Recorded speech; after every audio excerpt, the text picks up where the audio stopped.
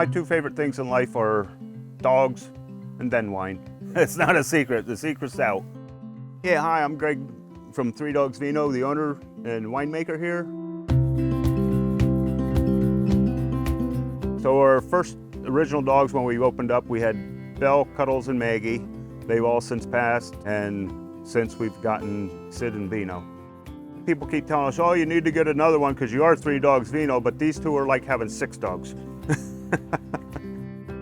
Well, in our tasting room, we have about 27 different wines, and the first thing people want to do is pet the dogs, and sometimes while they're doing their tasting, they're bend over petting the dogs and just ignoring the wine for a while. But our #1 selling wine is our 3 Bitches in Heat, which is a blend. It's nice and fruity with a little bit of tartness to it. And then we also have one that's a Dirty Bitch. That's a chocolate raspberry Cabernet, so that's a semi. My personal favorite is called Crazy Bitch, which is a Cab Merlot.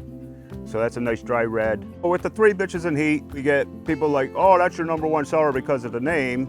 I said, no, that's our #1 seller because of the flavor. The name gets people to try it. And we're all about the bitches here, you know? We gotta say, get your mind out of the gutter. This is a female dog thing. The Dirty Bitch, that was named after Sid. After she came out of the mud, she came up and she was just covered in mud, and since it has the chocolate in it, we're like, let's name the next one Dirty Bitch and we'll have a picture of her on the label. And then a Crazy Bitch, that was named after our late Maggie. She was just crazy.